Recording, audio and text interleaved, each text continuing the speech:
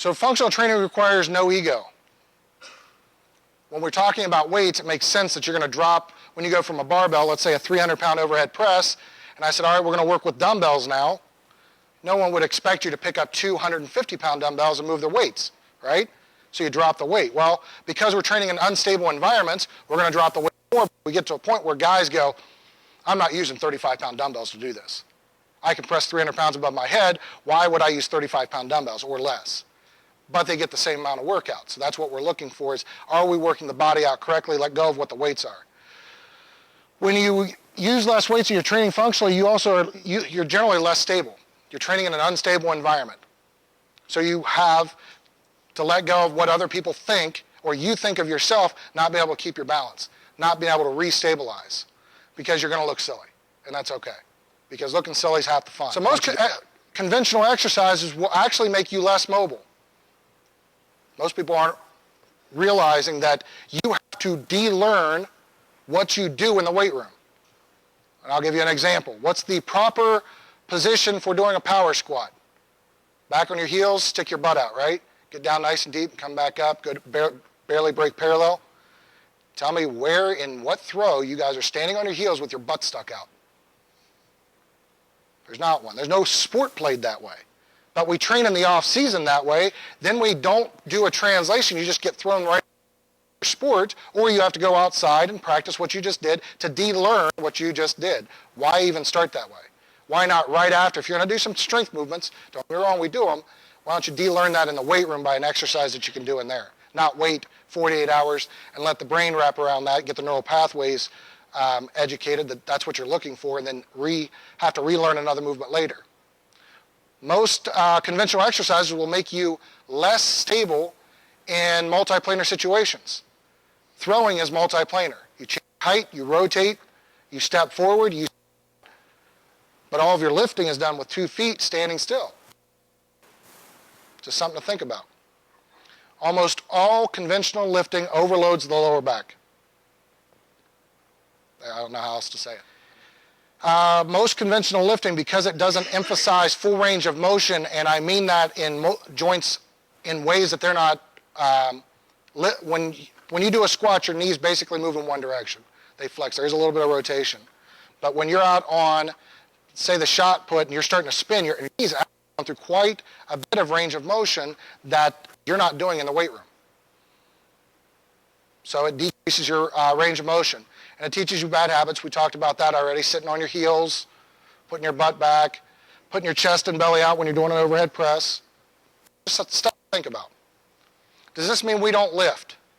Oh no, my athletes hate me just as much as they hate you. We squat, deadlift, bench press, overhead press. We do it all. But we just go a little bit further. We train, if we're in our heavy phase, because we do periodized training just like everyone else. It's a little bit different, but you guys would all understand it. After every single heavy motion, we do some sort of multiplanar, multi-level lift exercise right after that. We're not going to let the body just say, that's how I move. We're going to say, now move athletically. Because to get stronger, you have to squat. Even if it's conventional, different ways, you still have to do it. So, how do we do it? We look like athletes in the gym. Our guys are bending, pushing, pulling, twisting. Most of that standing on one leg, and oftentimes all of that one time while they're lifting. It's a lot of fun. We also use progressions. So not just periodized, but we progress our athletes. Because you can't walk in to somebody who's never lifted and twisted in the gym, hand them a medicine ball and say, twist. They'll blow something. So we use progressions to make sure they're moving forward. So this is where some of the education we're going to help you guys with. Phil's warm-up was a lot of stability stuff. We made his hips and shoulders talk to each other. Most athletes don't. If you think about most of your athletes from the time that they're about 6 on, they're sitting about 80% of the waking time that their awake time, I should say. So the iliopsoas never gets a chance to really get stretched out and get strong. So getting an athlete just in on one leg and have this leg up and keeping it above the hip is almost impossible. We do that with every one of our athletes when they come in. We do a test where they have to step up. It's a Gary Gray's functional test movement screen. And most athletes can't lift their knee above their hip and keep it there. They have to do these kind of goofy rotations to involve different muscles to even get the knee up that high. But you have an athlete come in and pull their knee up to their chest and say, can you keep it here? Most people can't. They'll drop like this because the psoas, you don't think of it as one muscle. It's a muscle system. The psoas muscle is what lifts the knee above the hip. It's completely inactive. So it's generally in spasm causing lower back problems. So we do this all the way through. So yes, we do as a warm-up, and we do that just to make, we call it activation. Warm-up activation, getting the muscles to start moving correctly and work in a system, and then we continue that all the way through. And at the beginning, they get tired. We have our athletes do our warm-ups with no shoes on, making the foot more dynamic. If the foot's more active, the ankle ends up having less injuries and can output more power when we're requiring it to. But most people's foot is dead because they're training in highly stabilized shoes, very arch supports and this support and that support in it and high tops and you name it. They're doing all that and then they're trying to get some power out of the ankle and you don't get it. We take all of our athletes and start putting them in Chuck Taylors or Nike Frees or working out barefoot. They'll look at me and go, my foot's tired. I start getting cramps in my feet. I could give it 2 weeks. All of a sudden, 2 weeks later, they're jumping. Their vertical leap will increase by 2 inches, and we haven't even trained vertical leap. The foot's more active, therefore the ankle and the calf can output more energy. That's what we're looking for, is maximizing as much as they already have and they're walking in the door with. So we can increase that by just doing goofy little things, by having them stand on a Bosu and bounce up and down and stand on one leg and the clock reach and touch barefoot, making that more and more dynamic. And then we have them lifting the entire time, doing a set and then doing a functional set, or doing stuff on one leg where that knee has to be balanced the whole time. Yes, it's less weight, but we let weight go a long time ago. We worry about stimulus to the muscle system, and that's the response that we're getting. We do the same test for everybody because our tests are the 10-yard sprint, acceleration test. Can they accelerate? Which acceleration to us is a big indication of coordination. So we'll do a 10-yard sprint test. So if an athlete can move from here to you as fast as possible, I can probably determine whether they're going to move side to side or forward pretty quick and in other motions.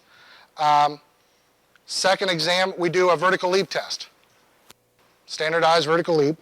Then we do what's called an elasticity test. We do 4 jumps. We have a 60 jump test, but we don't usually punish the kids like that.